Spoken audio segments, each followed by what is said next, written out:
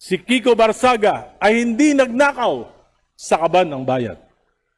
Si Kiko Barsaga ay walang conflict of interest di tulad ng mga contractors na iniiwasang imbestigahan ng Kamara.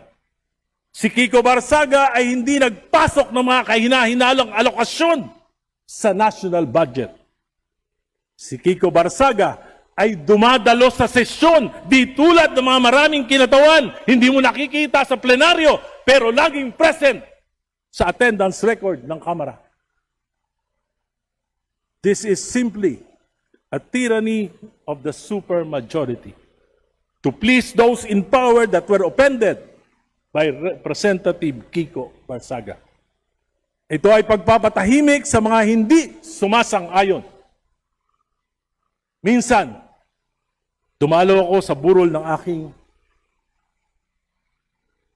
kamag-anak ng aking high school classmate. Pinakilala ko sa mga naroroon.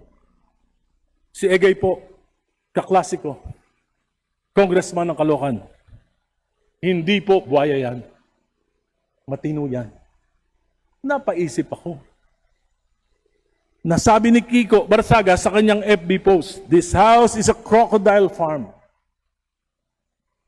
This is not just himself speaking. Actually, it is a reflection of what the people think and view us. Honorable Erice, have another minute. Sa South Lounge, sa Huntahan, hindi naman kinakaila, marami. Uusap-usap tayo. Ina-admit natin, hindi maganda ang tingin sa atin ng mamamayan after the flood control anomaly. Hindi kasalanan ni Kiko Barsaga kung buwaya at korap ang tingin ng maraming Pilipino sa atin. Hindi kasalanan ni Kiko kung mababa ang tingin sa Kongreso. Tayong lahat ay may pananagutan dito. Sa imaing ito, maraming aligasyon ng korupsyon. Yung ombudsman mismo ang nagsasabi, there are a lot of contractors dito sa Kamara, pero bakit hindi natin ito iniimbestigahan? Conflict of interest, anomalous budget and infrastructure, pork barrel, patronage politics using government funds, bundat ng mga political dynasties. Ngunit sa halip na linisin natin ang ating hanay at magbago sa ating mga gawi, pinili nating magalit, mainsulto at parusahan ng mga nagsasalita. Galit tayo, nasasaktan tayo sapagkat may kasabihan. Truth hurts! Kailangan pag-isipan natin itong mabuti. Bilog ang mundo. Papanalangin ko na huwag dumating na tayo ang magiging biktima ng kapangyarihan na ginagamit upang apihin ang malayang pagpapahayag. Ayon sa awit ni Alicia Keys, na ang title ay Karma. Karma. What goes around, comes around. What goes up, must come down. Mga ate, kuya, tatay, nanay, lolo o lola ni Kiko dito sa Kamara. Ang bata, kung nagkakamali, alam ko, hindi gaanong normal yung mga gawi ni Kiko dito sa Kamara. Pero minsan, yung bata, nakakatuwa. Pero yung mga matatanda na ayaw magbago, dapat, paalalahanin natin, dapat habang tumatanda tayo dito sa Kamara, tumitino rin tayo. Salamat po. Si Kiko Barsaga ay hindi nagnakaw sa kaban ng bayan. Si Kiko Barsaga ay walang conflict of interest di tulad ng mga contractors na iniiwasang imbestigahan ng Kamara. Si Kiko Barsaga ay hindi nagpasok ng mga kahina-hinalang alokasyon sa national budget.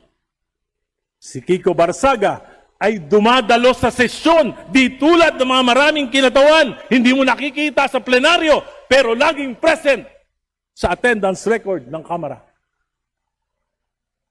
This is simply a tyranny of the supermajority to please those in power that were offended by Representative Kiko Barsaga.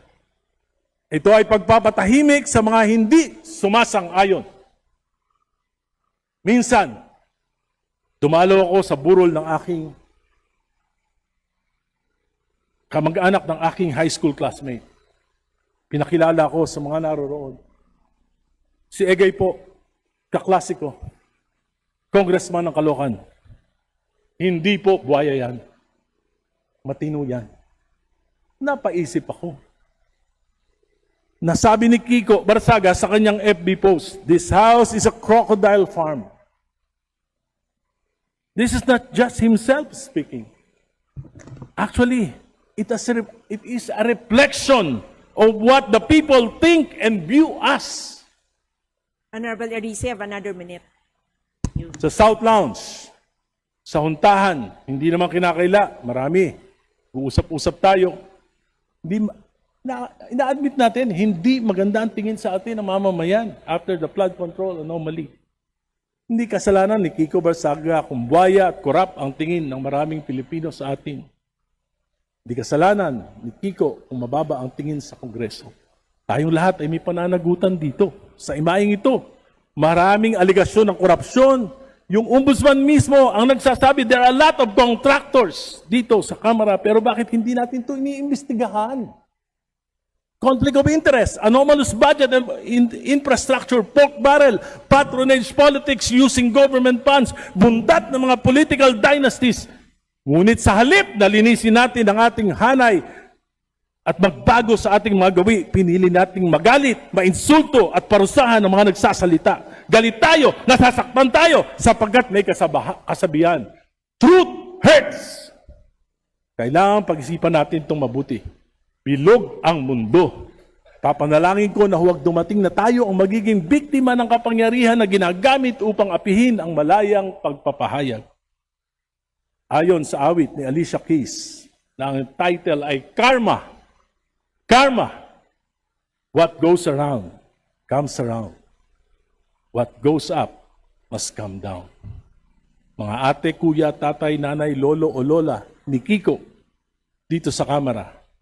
Ang bata, kung nagkakamali, alam ko, hindi gaanong normal yung mga gawi ni Kiko dito sa Kamara. Pero minsan, yung bata, nakakatuwa. Pero yung mga matatanda na ayaw magbago, dapat, paalalahanin natin, dapat habang tumatanda tayo din sa Kamara, tumitino rin tayo. Salamat po. Si Kiko Barsaga ay hindi nagnakaw sa kaban ng bayan. Si Kiko Barsaga ay walang conflict of interest di tulad ng mga contractors na iniiwasang imbestigahan ng Kamara. Si Kiko Barsaga ay hindi nagpasok ng mga kahina-hinalang alokasyon sa national budget. Si Kiko Barsaga ay dumadalo sa sesyon di tulad ng mga maraming kinatawan. Hindi mo nakikita sa plenaryo, pero laging present sa attendance record ng Kamara. This is simply a tyranny of the supermajority to please those in power that were offended by Representative Kiko Barsaga. Ito ay pagpapatahimik sa mga hindi sumasang-ayon. Minsan, dumalo ako sa burol ng aking kamag-anak ng aking high school classmate. Pinakilala ko sa mga naroroon. Si Egay po, kaklase ko, congressman ng Caloocan. Hindi po buhaya yan. Matino yan. Napaisip ako. Nasabi ni Kiko Barsaga sa kanyang FB post, "This house is a crocodile farm."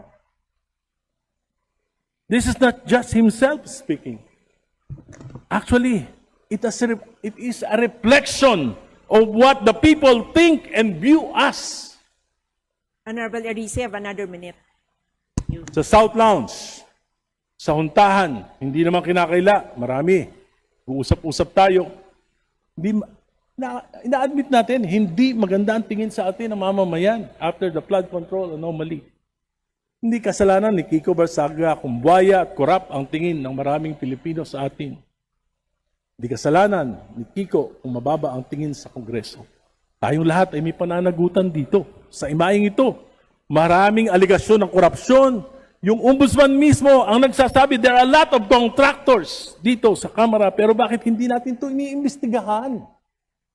Conflict of interest, anomalous budget and infrastructure, pork barrel, patronage politics using government funds, bundat ng mga political dynasties.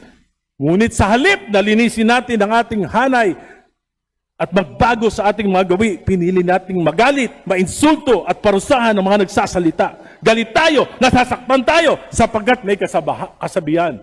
Truth hurts. Kailangan pag-isipan natin itong mabuti. Bilog ang mundo. Papanalangin ko na huwag dumating na tayo ang magiging biktima ng kapangyarihan na ginagamit upang apihin ang malayang pagpapahayag. Ayon sa awit ni Alicia Keys, na ang title ay Karma. Karma. What goes around, comes around. What goes up, must come down. Mga ate, kuya, tatay, nanay, lolo o lola ni Kiko dito sa kamera. Ang bata, kung nagkakamali, alam ko, hindi gaanong normal yung mga gawi ni Kiko dito sa kamera. Pero minsan, yung bata, nakakatuwa.